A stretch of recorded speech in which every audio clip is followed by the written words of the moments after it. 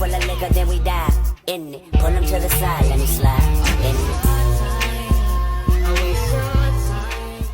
SmackDown for August 30th was the go home for Bash in Berlin.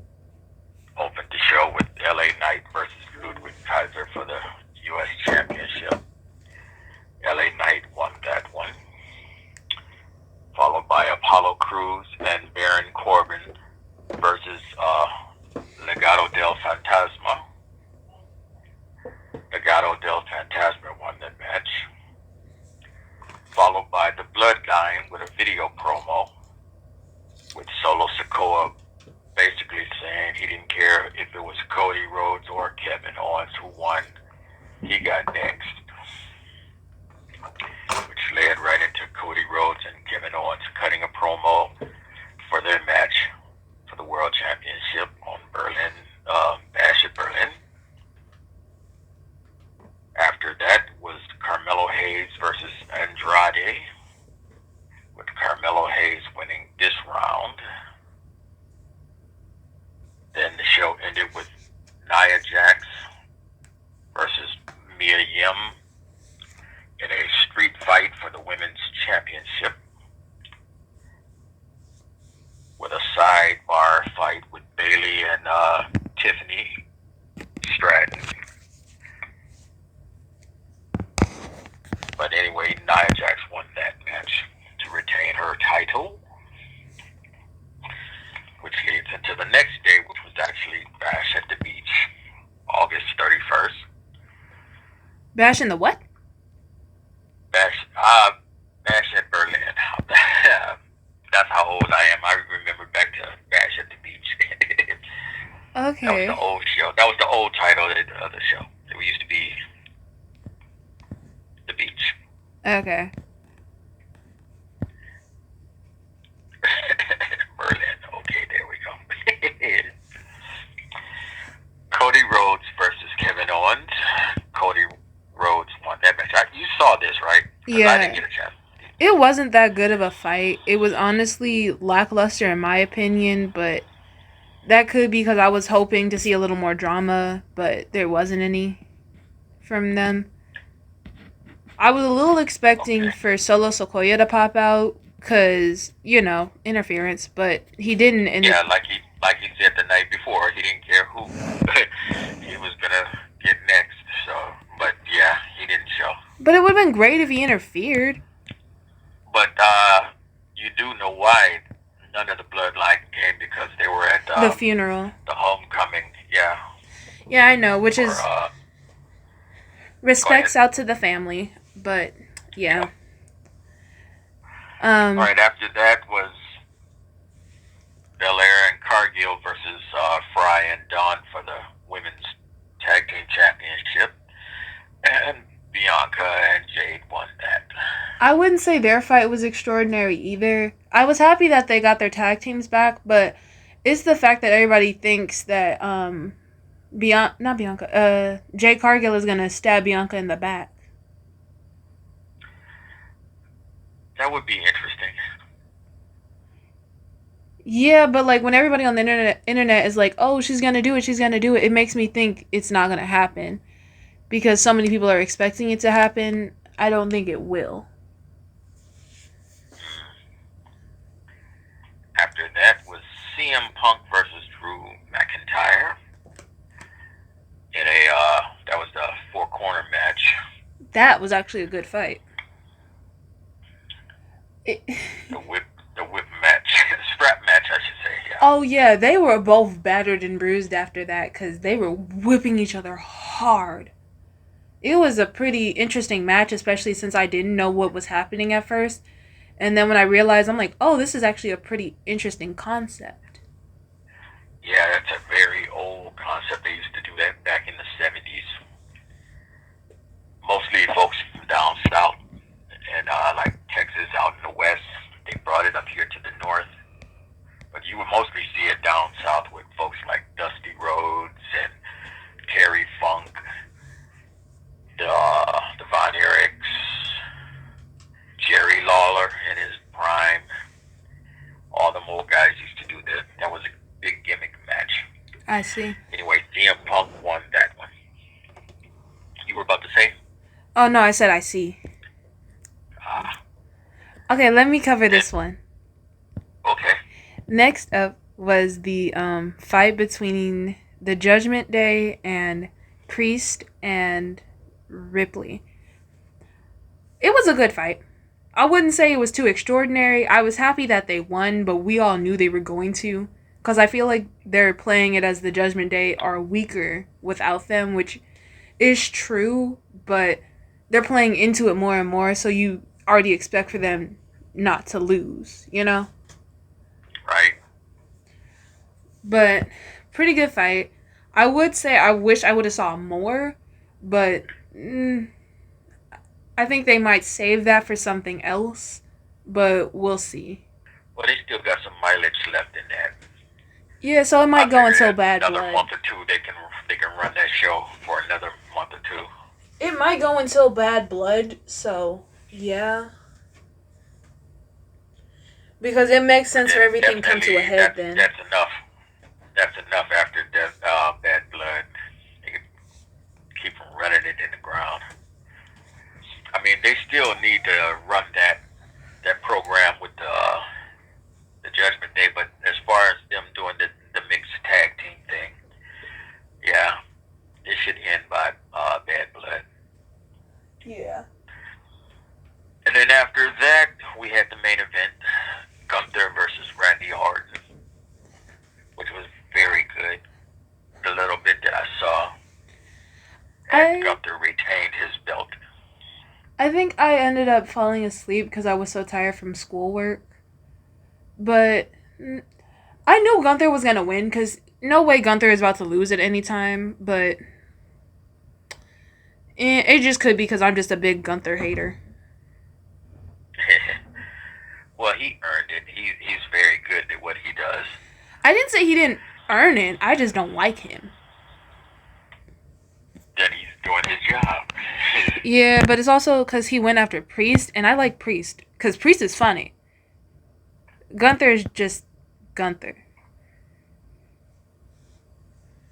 And But then we have Raw. Unless you have something else to say about the Bash at Berlin. nah, I was done. Okay, what about Bash at the Beach? Never got to see it. It happened before I was born. True that, true that. Okay, Raw for September the 2nd. Rhea Ripley cut a promo on Dum Dum. He came out and interrupted, but that was basically just to run interference so Liv could sneak attack Rhea. But Damian Priest came and made the save. After that, we had American Made versus the Alpha Academy again. Yeah, that's a story they've already ran into the dirt. Yeah. And American Made won, and then before they could just jump the Alpha Academy, Uncle Howdy came out and interrupted, along with the Wyatt Six, I believe. Yeah. Which sets up a 8-man match. Yep, for next week. What does that entail exactly? Is there gonna only be 2 people in the ring like normal? Yeah, it's gonna be fought like normal, but you have more choices to tag instead of the one person that you have tagged in a 2-man tag. Since they had the 3-man this week, you have 2 people you could tag, and only one of them can come in. Now it's gonna be like 4. Okay, I see. Yeah, on AEW, they go as far as 10 people. I'm okay with that. Ridiculous because they're lined all the way around the ring. I'm okay with that, but it still feels a little much. Yeah, it is overkill. Okay, next we have Selena Vega versus Shayna Baszler. Of course, you know Shayna won. I'm tired of them. They're annoying. Yeah. They're not they interesting are. in the slightest. And I like Shayna Baszler and her tag team partner. What's her name? I don't know. I just know them as the Big Head Crew.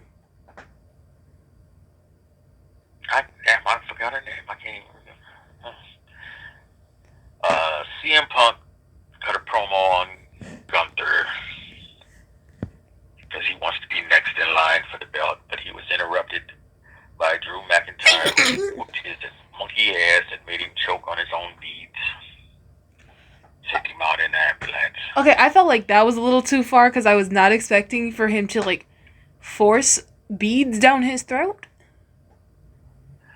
Yep. That was a off-putting scene. eh. Go on, After please. that was let's see, Dom Mysterio versus Dragon Lee versus Ilya Dragunov for the number one contenders qualifier match for the championship, Continental Championship, Intercontinental Championship. It actually just ended up becoming Dragon Lee versus Ilya Dragunov because Damian Priest came out and chased off Dum Dum. Well, dragon versus dragon. Sorta, yeah. Dragunov, yeah. But also, I was so sure Dom was gonna come in at the end and take that steal, but I guess not. And that match was won by Ilya Dragunov. Damage Control versus El Sadon and Elba Fire for the number one tag team contenders. El Sadon and Elba Fire won that match with Jade Cargill, and Bianca Belair watching. Yeah, because at the announcer's table. Yeah, because they threw one of the girls into them. They played dirty. I respect it, but how dare? Then Gunther cut a promo on his match that he had at Bash at Berlin, and it was interrupted by Sami Zayn, telling him that he wants next. Then came the triple threat match for the number one contendership. Braun Strowman versus Sheamus versus Ludwig Kaiser. And Braun Strowman won that match due to interference from Pete Dunne, who clocked Sheamus with his shillelagh. Is it me or did that thing get longer? It's possible. Because I swear it was... Damian Priest... Go ahead, I'm sorry. I was saying I swear it was smaller, and then all of a sudden it was like a full cane. Yeah, because it is a walking stick, but then some people use it just to beat the bushes as they walking in the woods, so I don't know if it's actually a club or a walking stick. I've seen it being used as a walking stick, but the people who was carrying it were actually little leprechauns, so it was short to begin with. Dad. So with a tall grown person, it could have been a club. Dad, that sounds messed up.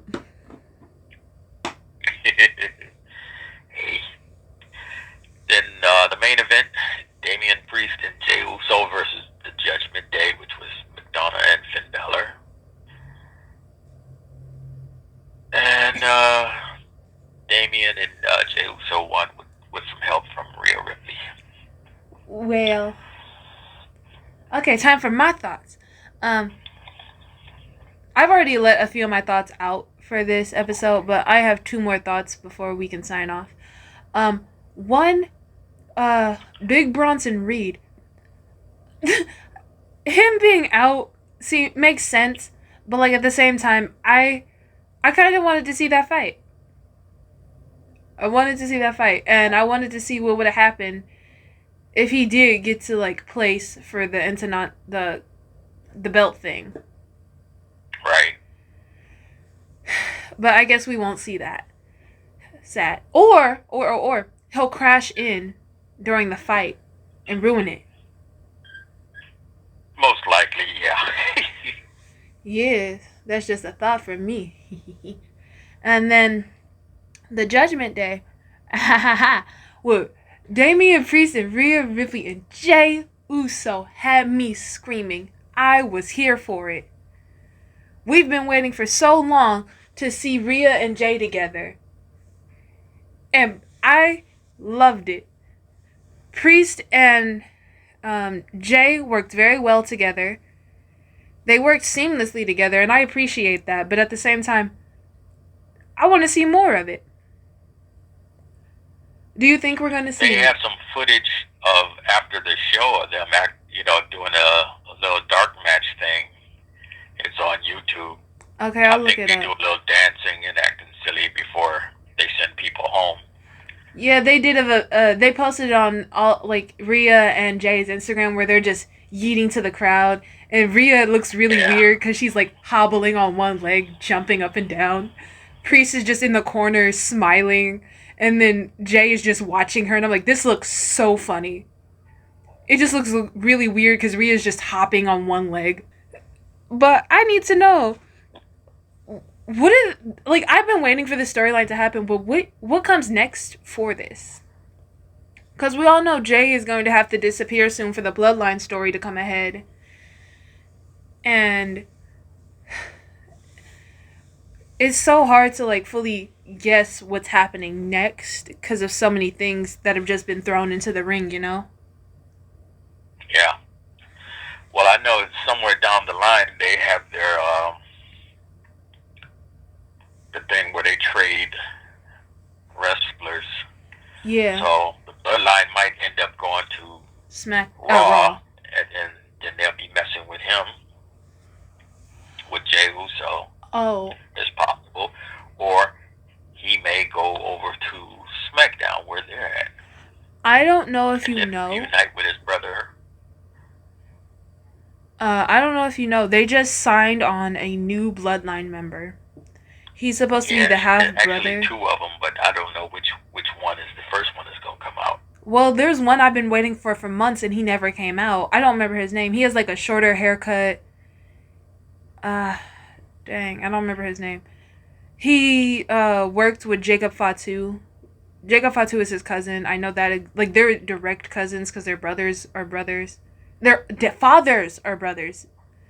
Ugh, my English. But then there's also they just signed a new guy who's Jacob Fatu's half brother. So I don't know what they're doing with this because, you know, Jimmy's still out. Roman's currently out. We don't know if he's not coming back sooner or later. So it's hard to say. And also a wild card here, a name we haven't heard in a minute, Paul Heyman. Paul Heyman could genuinely just show up while Roman's fighting solo and just start throwing stuff into the ring. That'd be a nice thing.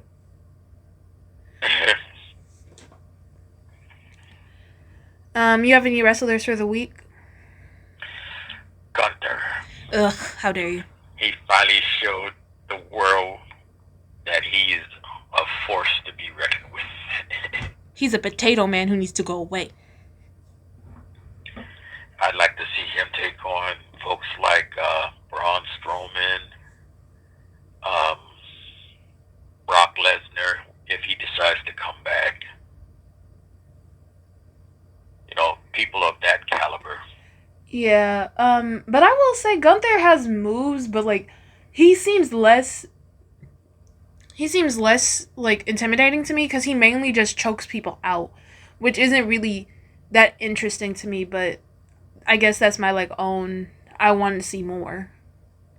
Well, see, for me, he's an old school style wrestler. He doesn't do any of that high flying acrobatics and that's the fun stuff.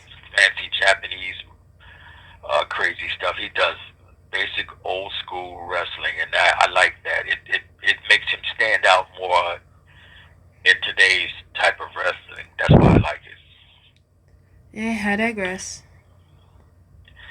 I got a question though. I'm gonna send you some stuff to watch. I just discovered this stuff.